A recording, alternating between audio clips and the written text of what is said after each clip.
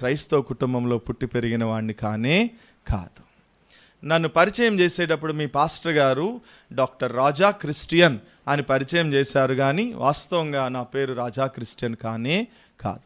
నేను ఒక హైందవ కుటుంబంలో, ఒక నిష్ట కలిగినటువంటి విగ్రహారాధన భక్తి కలిగినటువంటి కుటుంబంలో పుట్టి పెరిగాను. నేను పుట్టినప్పుడు నా తల్లిదండ్రులు నాకు పెట్టిన పేరు రామకృష్ణ. నాకు 25 సంవత్సరాల వయసు వచ్చేంత వరకు కూడా షిరిడి సాయిబాబే దేవుడు తప్ప వేరొక దేవుడు లేడు అని వాదించినటువంటి వాడను. హైందవ ధర్మంలో ఒక ఉన్నతమైన కులంలో పుట్టానన్నటువంటి గర్వము, అహమేమో యేసుక్రీస్తు అన్న, యేసుక్రీస్తుకి సంబంధించిన మనుషులన్నా అసహించుకునేటటువంటి వాడను. వారిని ఏమాత్రం కూడా దగ్గరికి రానిచ్చేవాడిని కానే కాదు. అలాంటి నా జీవితంలో నవంబర్ నెల 28వ తారీఖు 2001 సంవత్సరమున ఈ జీవము కలిగినటువంటి దేవుడు, ఈ మాట్లాడేటటువంటి దేవుడు, ఈ సజీవుడైనటువంటి దేవుడు నాతో మాట్లాడుతూ వచ్చాడు తన వాక్యము ద్వారా. ఏమనంటే, the man who finds me finds life, Proverbs 8:35 అని. అంటే సామెతల గ్రంథం 8వ అధ్యాయం 35వ వచనము ప్రకారము, నన్ను కనుగొను వాడు జీవమును కనుగొనును, యెహోవా కటాక్షము వానికి కలుగును అనే మాట ద్వారా దేవుడు నాతో మాట్లాడుతూ వచ్చినాడు, నన్ను దర్శిస్తూ వచ్చినాడు, తన దర్శనాన్ని నాకు అనుగ్రహిస్తూ వచ్చినాడు, నా జన్మ కర్మ పాపములన్నిటినీ కూడా క్షమిస్తూ వచ్చాడు.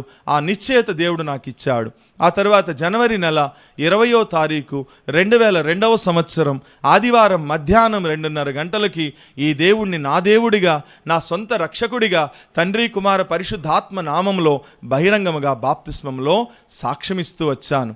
ఆ తర్వాత నేనేం చదువుకున్నానంటే, మిమ్మల్ని ఒక మాట అడగనివ్వండి. ప్రపంచంలోనే కోటీశ్వరుడెవరు? ప్రపంచంలోనే కోటీశ్వరుడెవరు అమ్మా? బిగ్గరగా చెప్పండి. Bill gates. ప్రపంచంలోనే కోటీశ్వరుడైనటువంటి బిల్ గేట్స్ సర్టిఫై చేసిన కంప్యూటర్ ఇంజనీరింగ్ చదివాను నేను. Ramakrishna, he is our Microsoft certified systems networking engineer అని కింద బిల్ గేట్స్ అని సంతకం పెట్టిన 2 ఒరిజినల్ సర్టిఫికెట్స్ ఉన్నాయి నా దగ్గర. ఆ తర్వాత 1997వ సంవత్సరం, 98వ సంవత్సరం, 99వ సంవత్సరంలోనే దుబాయ్ అనే దేశంలో 3 సంవత్సరాలు ఉద్యోగం చేస్తూ వచ్చాను. ఇంటర్నేషనల్ విమానాల్లో ట్రావెల్ చేసిన అనుభవం ఉంది. ఆ రోజుల్లోనే ఏసీ కార్లు, ఏసీ రూముల్లో తిరిగిన అనుభవం ఉంది. ఆ తర్వాత అక్కడ 3 సంవత్సరాలు నా ప్రాజెక్ట్ వర్క్ కంప్లీట్ చేసుకుని ఇండియాకు వచ్చేసిన తర్వాత నేను అమెరికాకి వెళదాం, మైక్రోసాఫ్ట్కి వెళదామని మరి వీసా వర్క్ అంతా జరుగుతున్న క్రమంలో ఈ దేవుడు మళ్ళీ ఒక రాత్రి నన్ను దర్శిస్తూ వచ్చినాడు. ఆ రాత్రి ప్రభు నాతో మాట్లాడుతూ అడుగుతున్నాడు, బిడ్డ నువ్వు ఎక్కడికి వెళ్తున్నావు అని అడిగాడు. అప్పుడు ప్రభు, నేను అమెరికా వెళ్తున్నానయ్యా. ఏం చేస్తావు? అమెరికాకు వెళ్ళి అక్కడ ఉద్యోగం చేయడానికి వెళ్తున్నాను, జీతం ఎక్కువ, బాగా డబ్బు సంపాదిస్తాను. తర్వాత ఏం చేస్తావు? పెళ్లి చేసుకుంటాను. తర్వాత ఏం చేస్తావు? పిల్లల్ని కంటాను. తర్వాత ఏం చేస్తావు? జీవితాన్ని, సుఖాన్ని అనుభవిస్తాను ప్రభువా అని చెప్పుకుంటూ వెళ్తా ఉంటే చివరిగా అన్నాడు దేవుడు, ఒకరోజు ఏమవుతావు అని అడిగినాడు. అప్పుడు నేను అన్నాను, ప్రభువా నేను చనిపోతానయ్యా అన్నాను. అప్పుడు ప్రభు అన్నాడు, నువ్వు చనిపోయి నా ముందు నిలబడతావు కదా, అప్పుడు నేను నిన్నేమి అడగను, ఇన్ని ప్రశ్నలు వేయను. ఏమని? నీకు ఎన్ని గోల్డ్ మెడల్స్ వచ్చినాయి, నువ్వేం చదువుకున్నావు, నీ ప్రపంచంలోనే కోటీశ్వరుడైన బిల్ గేట్స్ నీకు ఎన్ని సర్టిఫికెట్లు ఇచ్చాడు, నువ్వు ఏ విమానాల్లో ట్రావెల్ చేశావు, ఏ దేశాల్లో ఉద్యోగం చేశావు, నీ జీతం ఎంత, నీ భత్యం ఎంత, నీ సంపాదన ఎంత, నీ ఆస్తి ఎంత, నీ పిల్లలెంత, ఇవి ఏమీ అడగను నేను నిన్ను. ఒకే ఒక ప్రశ్న అడుగుతాను. ఏంటో తెలుసా ఆ ప్రశ్న? నీకోసం ఆ కలవరి సిలువలో నా ఆఖరి రక్తబొట్టు వరకు నేను ధారపోసాను కదా, నా కోసం నువ్వేం తీసుకొచ్చావు అని చెయ్యి చాచిట్లు అడుగుతానన్నాడు. అప్పుడు నేనన్నాను, ప్రభువా నా దగ్గర సమాధానము లేదయ్యా అని. అప్పుడు ప్రభు అన్నాడు, అట్లయితే నువ్వు నా పని చేస్తావా, నువ్వు నా పరిచర్య చేస్తావా అన్నాడు. నేనన్నాను, చేస్తాను ప్రభువా. అప్పుడు ప్రభు అన్నాడు, అయితే నీకు నేను 3 షరతులు పెడతాను, 3 కండిషన్స్. ఈ 3 షరతులకి నువ్వు అగ్రీ అయితే ఈ రోజు నుంచి నువ్వు నా పని చేయొచ్చు అన్నాడు. సరే ప్రభువా. ద కండిషన్ నెంబర్ 1, మొదటి షరతు ఏంటంటే, నిన్ను ఒక విగ్రహారాధన అన్య జనాంగంలో నుంచి నేను నిన్ను రక్షించుకున్నాను కాబట్టి ఇదిగో అన్యజనుల మధ్యలో నా చేతిలో సాధనం వలె వాడుకుంటాను నేను నిన్ను. అయితే నువ్వేం చేయాలో తెలుసా? అన్యజనుల మధ్యలో నిలబడి యేసు ప్రభువే నిజమైన దేవుడు అని సాక్ష్యం ఇవ్వాలి. సాక్ష్యం ఇస్తావా, సిగ్గుపడి వెనక్కి వస్తావా అని అడిగినాడు. అప్పుడు నేనన్నాను, ప్రభువా ఇదిగో నీకు ప్రమాణం చేస్తున్నా, అన్యజనుల మధ్యలో నిలబడి యేసు ప్రభువే నిజమైన దేవుడు అని నా ఊపిరున్నంత వరకు సాక్ష్యం ఇస్తాను తప్ప ఏ రోజు కూడా నేను సిగ్గుపడి వెనక్కి రానయ్యా అని 23 సంవత్సరాలకి పూర్వము దేవునితో ప్రమాణం చేశా. ఇప్పటికీ నేను 4 గోడల మధ్యలో నిలబడి వాక్యం చెప్పే సేవకుణ్ణి కాదు, నేను 4 వీధుల మధ్యలో నిలబడి సువార్త చెప్పే సువార్తికుణ్ణి. నేను 4 వీధుల మధ్యలో నిలబడి, ఇప్పుడు నేను చెప్పిన వాక్యం 4 వీధుల మధ్యలో నిలబడి వాక్యం చెప్తా, 4 వీధుల మధ్యలో నిలబడి పాటలు పాడతా, 4 వీధుల మధ్యలో మోకరించే వారి కోసం ప్రార్థన చేస్తా. ఇది నా పరిచర్య. ఆ రోజు ప్రభు నాకు అప్పగించిన పరిచర్య, ప్రభుతో ప్రమాణం చేసిన పరిచర్య. రెండవ సంగతి ఏంటి? రెండవ షరత్ అంటే, నేను నిన్ను ఎక్కడికి పంపిస్తానంటే, అమాయకులైనటువంటి ప్రజలు, నిరక్షరాస్యులైనటువంటి ప్రజలు, అనాగరికులైనటువంటి ప్రజలు ఉన్నారు, వాళ్ళ దగ్గరికి వెళ్ళి నువ్వు సువార్తను ప్రకటించాలి. ఎక్కడున్నారు వాళ్ళు? అమెరికాలో, ఆస్ట్రేలియాలో లేరు వాళ్ళు. వాళ్ళు ఇక్కడే మీ పొరుగు జిల్లాల్లో, మీ పక్క జిల్లాల్లోనే ఉన్నారు, మీ రాష్ట్రంలోనే ఉన్నారు. ఈ పక్కన అల్లూరి సీతారామరాజు జిల్లాలోనే అనేక మంది కొండల్లో, గుట్టల్లో, లోయల్లో ఉన్నారు. ఇదిగో ఈ ఊరిలో ఉన్నవాళ్ళు ఏదో ఒక రూపేణ ఈ మైక్ శబ్దం ద్వారానో, లేకపోతే టీవీల ద్వారానో, లేకపోతే కరపత్రికల ద్వారానో ఏదో ఒక రూపేణ రోజుకి ఒక్కసారైనా సరే యేసు అనేటటువంటి మాట వాళ్ళు వింటున్నారు. కానీ ఆ అడవుల్లో, కొండల్లో, గుట్టల్లో, లోయల్లో ఉన్నటువంటి వారు ఉన్నారే అనాగరికులు, వాళ్ళ జీవితంలో ఈ రోజుకి కనీసం ఒక్కసారి కూడా యేసు అన్న మాట వారు వినల. వాళ్ళు కనీసం బట్టలు ఎట్లా కట్టుకోవాలో కూడా తెలియదు. వాళ్ళ కనీసం కరెంట్ అంటే ఏంటో తెలియదు. వాళ్ళ కనీసం చదువు అంటే ఏంటో కూడా తెలియదు. మీ పిల్లలకి మీరు డబ్బులు ఖర్చు పెడతా ఉంటే వాళ్ళకి కొవ్వెక్కి వాళ్ళు చదువు సరిగ్గా చదవట్లా, తిండి సరిగ్గా తినట్లా, అదంతా పడేస్తున్నారు. ఒక్కసారి మీ పిల్లల్ని నాతో పాటు అడవికి పంపించండి, చూపిస్తా అడవిలో పిల్లలకి ఆకలి అంటే ఏంటో, చదువు అంటే ఏంటో వాళ్ళకి తెలియక పాపం ఎట్లా తిరుగుతున్నారో చూసి బుద్ధన తెచ్చుకుంటారు వీళ్ళు. అలాంటి నిరక్షరాస్యులైన, అమాయకులైన, అనాగరికులైన ప్రజల దగ్గరికి వెళ్ళి వాళ్ళకి సువార్తను ప్రకటించి ప్రభు దగ్గరికి తీసుకునిరా, అది నీ పరిచర్య అన్నాడు. సరే ప్రభువా, జాగ్రత్తగా విను. నువ్వు అక్కడికి వెళ్ళినప్పుడు భయంకరమైన పాములు ఉంటాయి, భయంకరమైన కొండ చిలువలు ఉంటాయి, ఎలుగుబంట్లు ఉంటాయి, పులులు ఉంటాయి, నక్సలైట్లు ఉంటారు. ఎప్పుడోకప్పుడు నువ్వేమైపోతావో తెలుసా? నా కొరకు నువ్వు అక్కడ హతసాక్షి అయిపోతావు నా కొరకు. ఇది నా చిత్తం అన్నాడు దేవుడు. 23 సంవత్సరాలకి పూర్వము దేవునితో ప్రమాణం చేసినాను. ఏమనో తెలుసా? ప్రభువా ఇదిగో అడవిలోకి వెళ్ళి సువార్త ప్రకటిస్తూ నువ్వు నా కొరకు హతసాక్షి అవ్వాలి, ఇది నా చిత్తం అన్నావు కదా. ఇదిగో నేను ప్రమాణం చేస్తున్నాను, నీ చిత్తము నెరవేర్చే క్రమంలో నా ప్రాణం పోయినా సంతోషంగా పోగొట్టుకుంటాను తప్ప నీ చిత్తము చేయకోకుండా వెనకడుగు వెయ్యను ప్రభువా. 15వ కీర్తన 4వ వచనంలో కీర్తనాకారుడు అన్నాడు, అతడు ప్రమాణము చేయగా నష్టము కలిగినను మాట తప్పని వాడే యెహోవా పరిశుద్ధ పర్వతమందు అతిథిగా ఉండదగిన.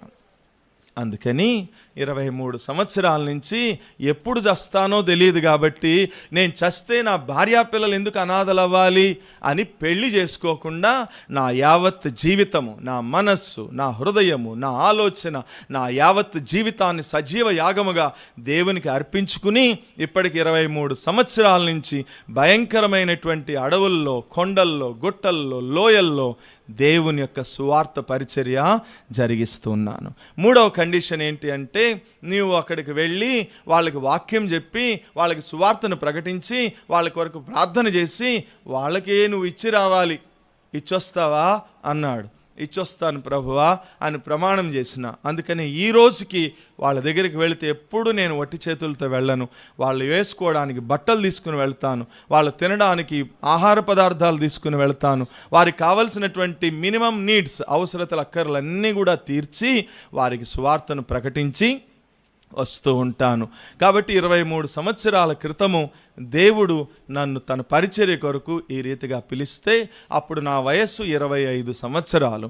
25 సంవత్సరాల వయస్సున్న యవనస్తుడికి ఎటువంటి కోరికలు, ఆశలు, ఆలోచనలు ఉంటాయో నాకు కూడా అలాంటి కోరికలు, ఆశలు, ఆలోచనలే ఉండేవి. ఏ రోజునైతే దేవుడు తన సేవకు నన్ను పిలుస్తూ వచ్చాడో, ఏ రోజునైతే దేవుడు మరి నా కొరకు నువ్వు హతసాక్షి అయిపోవాలన్నాడో, ఆ రోజున నా కోరికలు, నా ఆశలు, నా ఆలోచనలు అన్నీ చంపుకుని, సిలువ వేసుకుని, నా మనస్సుని దేవునికి అప్పగించుకుని 23 సంవత్సరాల నుంచి ఈ పరిచర్య నేను కొనసాగిస్తూ ఉన్నా. ఇది నా సాక్ష్యం. నీ సాక్ష్యం ఏంటి యవనస్తుడా? నువ్వేం త్యాగం చేసినావు దేవుని కొరకు? యేసు ప్రభు వారి యవన ప్రాయంలోనే తన యవన రక్తధారలు ఆ శిలువలో నీ కొరకు ఆఖరి రక్తబొట్టు వరకు దారపోసాడు కదా. నువ్వేమి త్యాగం చేసినావు యవన బిడ్డ దేవుని కొరకు? నీ సమయమా, నీ బలమా, నీ డబ్బా, నీ జ్ఞానమా, నీ జీవితమా, నీ హృదయమా, ఏమి త్యాగం చేసినావు యేసు ప్రభు వారి కొరకు? చెప్పు బిడ్డ, నీ గుండె మీద చేయేసి. 23 సంవత్సరాలకి పూర్వము నీ కోసం నా ఆఖరి రక్తబొట్టు వరకు దారపోసాను కదా, నా కోసం నువ్వేం తీసుకొచ్చావు అని చేయి చాచి అడుగుతానని నన్ను అడిగిన దేవుడు నిన్ను అడుగుతాడా, అడగడా? చెప్పబ్బా, నిన్ను అడగడనుకుంటున్నావా? నీ కొరకు కూడా సిలువలో ఆయన పరిశుద్ధమైన, నిర్దోషమైన, నిష్కలంకమైన, అమూల్యమైనటువంటి రక్తాన్ని ఆఖరి రక్తబొట్టు వరకు దారపోసాడు కదా. తన యవన ప్రాయంలోనే తన యవన రక్తధారలు నీ కొరకు దారపోసాడు కదా. నిన్ను కూడా అడుగుతాడు దేవుడు, నువ్వేం సమాధానం చెప్తావు? ఈ రాత్రి నేను ధైర్యంగా సమాధానం చెప్పగలను. ప్రభువా, 23 సంవత్సరాల నుంచి ఏ పరిచర్య అయితే నువ్వు నాకు అప్పగించినావో ఆ పరిచర్యని నమ్మకముగా, యథార్థముగా జరిగిస్తూ కొన్ని ఆత్మలను నీ కొరకు నేను సంపాదించి తీసుకొచ్చాను ప్రభువా అని ధైర్యంగా చెప్పగలను దేవుని ముందు నిలబడితే. ఈ రాత్రి నేను చస్తే, ఈ రాత్రి నువ్వు చస్తే నువ్వేం సమాధానం చెప్పగలవు బిడ్డ? ఏం చేసినావు ఇన్ని సంవత్సరాలని యవన జీవితాన్ని? దేవుడు లెక్క అడుగుతాడు. జాగ్రత్త. మీ నాన్న నీకు 100 రూపాయలు ఇచ్చి షాప్కి వెళ్ళి పలానా కొనుక్కురారా అంటే కొనుక్కొచ్చిన తర్వాత అన్ని లెక్క అడుగుతాడు. దీనికి ఎంత అయింది, దీనికి ఎంత అయింది, మిగిలిన డబ్బులు ఎంత ఉండాలి, ఎక్కడా అని మీ నాన్న లెక్క అడుగుతున్నాడే 100 రూపాయలకే. మరి నీకు 17 సంవత్సరాలు, 18 సంవత్సరాలు, 20 సంవత్సరాలు, 25 సంవత్సరాల వయసు వచ్చేంత వరకు దేవుడు నిన్ను సృష్టించి, పోషించి, బలపరిచేంత దూరం తీసుకొస్తే నీ జీవితానికి దేవుడు లెక్క అడగడనుకుంటున్నావా? ఖచ్చితంగా ఏం చేస్తాడు? అడుగుతాడు. అప్పుడు ఏం చెప్తావు? చెప్పు బిడ్డ, ఏం చెప్తావు? యవన ప్రాయం అంటే ఊరికి ఆషామాషిగా ఆడుకుని సరదాగా ఎంజాయ్ చేసి వెళ్ళిపోవడం అనుకున్నావా? జాగ్రత్త. దేవుని ముందు నిలబడితే నిత్య నరకాగ్ని గుండంలోనికి వెళ్ళిపోతావు. జాగ్రత్త స్నేహితుడా.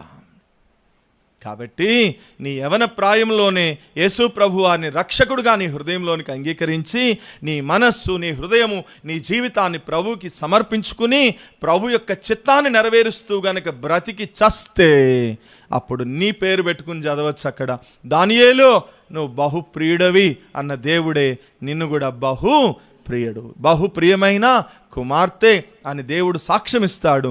ఆ రోజున దేవుని రాజ్యంలో సదాకాలము దేవునితో కూడా ఉండి మనము సంతోషించేటటువంటి ధన్యకర జీవితాన్ని దేవుడు మనకి అనుగ్రహిస్తాడు. అట్టి కృప ప్రభు మనందరికీ దయచేయునుగాక.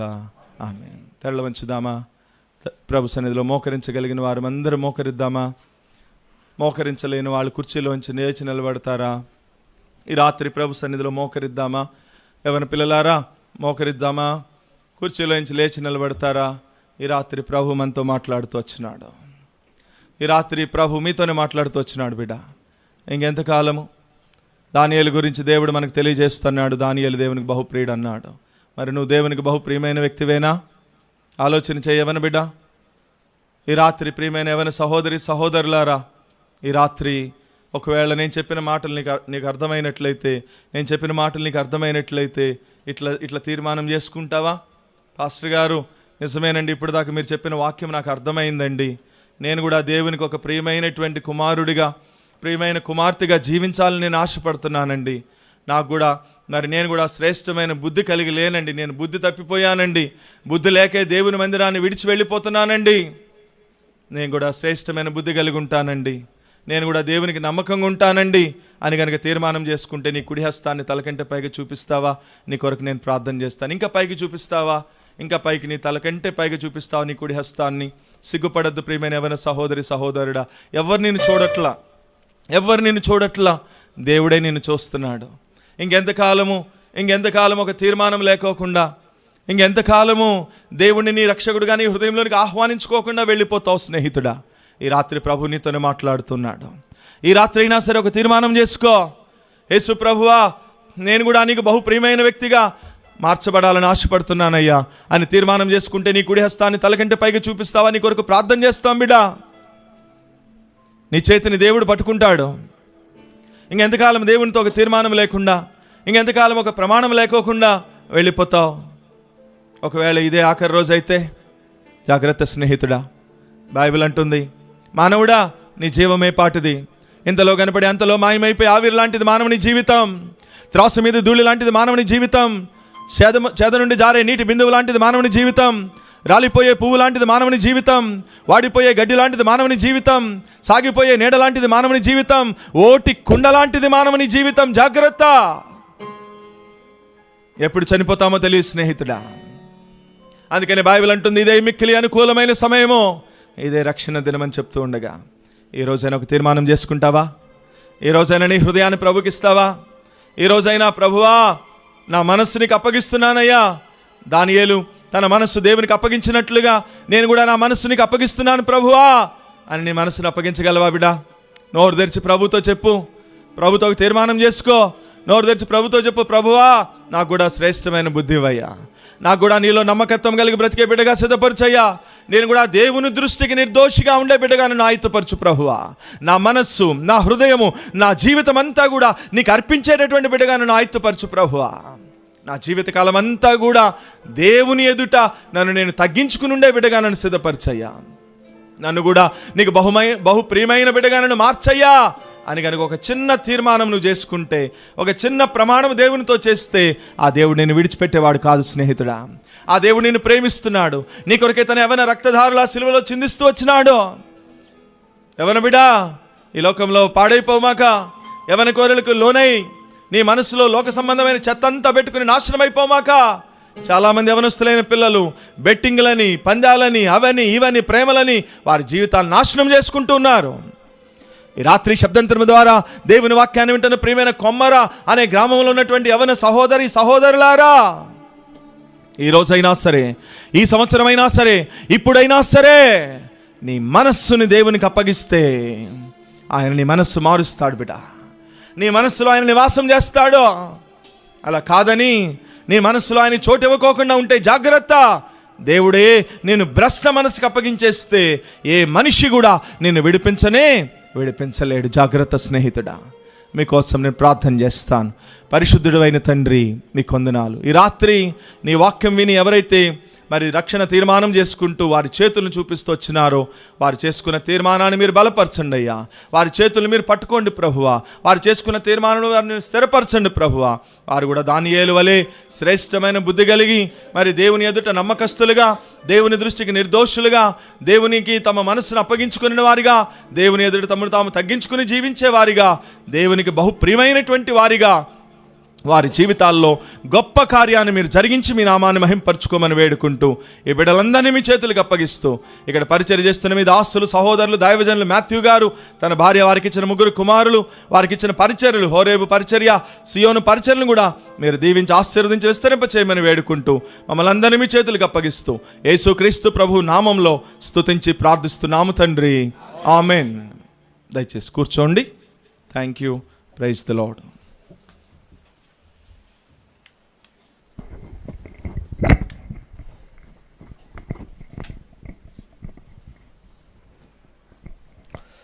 మన ప్రభును ప్రియ రక్షకుని యేసుక్రీస్తు యొక్క పరిశుద్ధమైన నామములో ఇప్పటి వరకు చక్కని వర్తమానం అందించినటువంటి దైవ సేవకులు రాజా క్రిస్టియన్ గారికి ప్రత్యేక వందనాలండి. మరి వాయిద్యాలు వాయించిన వారికి అలాగే ఆయా ప్రాంతాల నుండి వచ్చిన దైవ సేవకురాళ్ళు, మరి ఆయా దూర ప్రాంతాల నుండి దగ్గర వచ్చిన ప్రియ సహోదరులందరికీ ప్రత్యేక వందనాలండి. మరి దేవుడు తన మహాకనికం చొప్పున యవనస్తులు కూడుకుని మరి ద్వారకా తిరుమలలో మరి ప్రారంభించడంతో పాటు మరి కొమ్మర్లో కూడా మరి జరిగించారని మంచి మనసు కలిగించారు. దాన్ని బట్టి మనం ప్రార్థించి అడిగినప్పుడు దైవ సేవకులు కూడా మన మధ్యకు వచ్చి వాడుబాటు అనేది మనకి ఎంతో శుభప్రదమైన మంచి తరుణము. మరి ప్రతి నెలలో కూడాను మరి 2వ ఆదివారము ద్వారకా తిరుమల జరుగుతుంది. అలాగే ప్రతి 4వ ఆదివారము మరి కొమ్మర హోరేబులో జరుగుతుంది. కాబట్టి మీరు సద్వినియోగం చేసుకోండి. మీతో పాటు అనేకుల్ని దేవుని సన్నిధికి ఆహ్వానించండి. మరి దేవుడు ఎంతో ప్రేమతో ఆయనకి బహుప్రియులుగా ఉండాలనే ఉద్దేశంతో మనల్ని అవకాశం ఇచ్చాడు కాబట్టి మనం సద్వినియోగం చేసుకుంటాం. ఈ సమయంలో మరి సూర్యప్రకాష్ గారు అలాగనే మరి మత్తయ్య గారు కూడా వచ్చినటువంటి డానియల్ గారు చిన్న ప్రార్థన చేసిన తర్వాత మనం ముగించుకుని మరి భోజనం చేసి వెళ్ళిపోదాం. మరి అందరూ కూడా ప్రార్థనలు ఏకీవించండి. ప్రభు చిత్తం అయితే మరి వచ్చే నెలలో కూడాను మరి 7 గంటలకల్లా మీరు అందరూ కూడా కూడిరండి. మరి మంచి దైవ సేవకులు మన మధ్యకి ఇంకా వస్తారు. నేను ప్రకటన చేస్తాం, ముందే మెసేజ్ కూడా పెడుతున్నాం. ప్రతి ఒక్కరు కూడా సద్వినియోగం చేసుకోండి. రండి.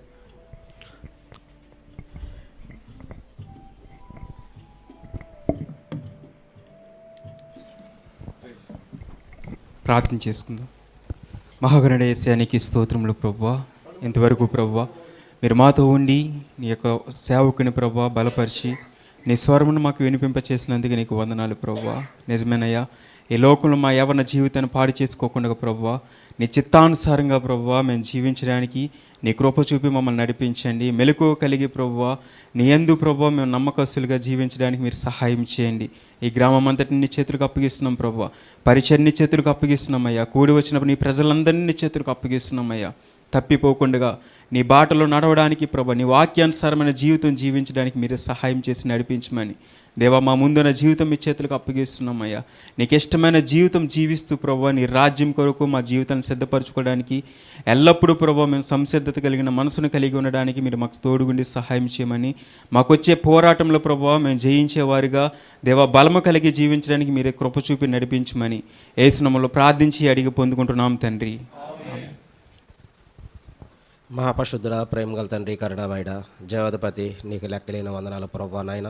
ఈ యొక్క యవనస్తుల కూడికల్లో ప్రభువా నాయన అయ్యా దైవజనులు నిలబెట్టుకున్న ప్రభువా నాయన దానియేలుకు నాయన సంబంధించినటువంటి కొన్ని శ్రేష్టమైన మాటలు నాయన అయ్యా ప్రభువా నాయన నీ సంఘమైన వారితో వినిపించుకుంటూ వచ్చారు ప్రభువా. అవును ప్రభువా, నమ్మకత్వ విషయంలోను బహుప్రియుడి విషయంలోను ప్రభువా ఇలా అనేక రకాల విషయాల్లో ప్రభువా నీ దగ్గర ప్రభువా నమ్మకమైనటువంటి వాడిగా ఉండి మీరు ఇచ్చినటువంటి బాధ్యత చొప్పున ప్రభువా నాయన అయా ప్రభువా నాయన పొరుగు దేశంలో ప్రాంతంలో ప్రభువా నాయన అయా దానియేలు గారు ప్రభువా నాయన ప్రభువా నీ పట్ల నమ్మకంగా ఉండి ప్రభువా నాయన అయా బలానా మంచి దాసుడు అనిపించుకునే విధానం బట్టి లెక్కలేని వందనాలు అయ్యా. విన్నటువంటి మాటలను బట్టి ఇక్కడ అనేక మంది యవనస్తులు ప్రభువా నాయన ఈ మాటలు వింటుండగా ప్రభువా నాయన మంచి నేలను పడిన ఎత్తునలాగా మొలకెత్తడానికి సహాయం చేయండి. అవును ప్రభువా నాయన సాతాను ఎవరు మింగుదునా అని ప్రభువా నాయన గర్జించే సింహం వల్లే ప్రభువా నాయన అయ్యా తిరుగుతూ ఉండగా నాయన ఈ భయంకరమైనటువంటి స్థితిలో ప్రభువా నాయన అయ్యా ప్రభువా నాయన రకరకాలైనటువంటి ప్రభువా నాయన సెల్ ఫోన్ల ద్వారా మీడియా ద్వారా ప్రభువా నాయన యవనస్తులు ప్రభువా భయంకరమైనటువంటి వ్యసనాలతో ప్రభువా నాయన అయ్యా ప్రభువా నాయన తమ యొక్క నాయన జీవితాలను పాడు చేస్తూ ఉండగా ప్రభువా నాయన దైవజనులకు ఇచ్చినటువంటి మంచి మనసును బట్టి ప్రభా అనేక ప్రాంతాల నుంచి నాయన ప్రభా నాయన మీరు ఏర్పరచుకున్నటువంటి దైవజనులు తీసుకొచ్చి ప్రభా ఈ ప్రాంతంలో నాయన యవనస్తుల కోసం నాయన ప్రభా నాయన ఇట్టి ఏర్పాటు చేసినటువంటి దైవదోసులను జ్ఞాపం చేసుకోండి. వచ్చిన వారిని జ్ఞాపం చేసుకోండి ప్రభా. అయ్యా ప్రభా నాయన ఈ మీటింగుల ద్వారా ప్రభా నాయన అయ్యా కొంతమందిని ప్రభా నాయన మీరు దర్శించినందుకు లెక్కలేని వందనాలు ప్రభా. వాళ్ళు తీసుకున్నటువంటి తీర్మానం బట్టి నీకు లెక్కలేని వందనాలు తెలియజేస్తున్నాను ప్రభా నాయన. అయ్యా ఈ మీటింగ్ ప్రభా అయ్యా ప్రభా ప్రతి నెల దినదిన అభివృద్ధి చెంది ప్రభా నాయన అనేక మంది నాయన నీ వైపు తిప్పడానికి నాయన మీరు ఏర్పరచుకున్నటువంటి యొక్క మంచి సాధనను బట్టి మీకు లెక్కలేని వందనాలు తెలియజేస్తున్నాం ప్రభా. ఈ యొక్క మీటింగ్ నేను ఆది నుంచి అంతవరకు నాయన అయ్యా నీ ఆత్మ స్వాధీనంలో జరిగించినందుకు నీకు లెక్కలేని వందనాలు తెలియజేస్తూ చిన్న ప్రార్థన పాసాన్ని చేర్చుకొని నజరేయుడైన యేసు నామములో అడుగుచున్నాం తండ్రి, ఆమేన్. మన తండ్రి అయిన దేవుని ప్రేమ, కుమారుడైన ప్రభువైన యేసుక్రీస్తు వారి యొక్క కృప, పరిశుద్ధాత్మ దేవుని అన్యోన్య సహవాసము, శాంతి సమాధానము మనకును సార్వత్రిక సంఘములోని సకల పరిశుద్ధులకును ప్రత్యేకించి యవనస్తుల కూడిక ద్వారా నేను కూడా యవనస్తుడైన దానియేలు వలె దేవునికి బహుప్రియమైన కుమారుడిగా కుమార్తెగా మార్చబడాలి అని తీర్మానం చేసుకున్న ప్రతి సహోదరుడు సహోదరికిని సదాకాలము తోడై ఉండి నడిపించునుగాక. ఆమేన్. ప్రభు యేసు నిన్ను సంధించునట్టి సమయంబు ఈనాడెగా. ప్రభు యేసు నిన్ను సంధించునట్టి సమయంబు ఈనాడెగా. ఈ చోట నుండి ప్రభు యేసు లేక పోబోకుమో సోదరా, ఈ చోట నుండి ప్రభు యేసు లేక పోబోకుమో సోదరి. నీ జీవితములో గమ్యంబు ఏదో ఒకసారి యోచించవా. ఈనాడు నీవు ప్రభు యేసు కొరకు నీ హృదయమర్పించవా. ఈనాడు నీవు ప్రభు యేసు కొరకు నీ హృదయమర్పించవా. మరి భోజనాల కొరకై మరి కృష్ణమూర్తి గారు మరి చిన్న ప్రార్థన చేస్తారు. మేము మనకు బఫే సిస్టంలో భోజనాలు వడ్డించబడుతున్నాయి కాబట్టి అందరికీ సమృద్ధిగా భోజనాలు సిద్ధపరచబడి ఎవరు కూడా భోజనం చేయకుండా వెళ్ళొద్దండి. ప్రతి ఒక్కరు కూడా మరి ఈ పరిచర్య గురించి ప్రార్థన చేయండి. మనలో ఎవరు కూడా యేసు ప్రభువారిని సొంత రక్షకునిగా అంగీకరించకపోవడం అనేది చాలా పాపమండి. ప్రతి ఒక్కరు కూడా మన మనసులో దేవుని సోటిద్దాం. దానియేలు గారి వలె మరి దేవునికి అత్యంత ప్రియులుగా జీవిద్దాం. దేవుడు మనల్ని అందరిని ఆశీర్వదించునుగా.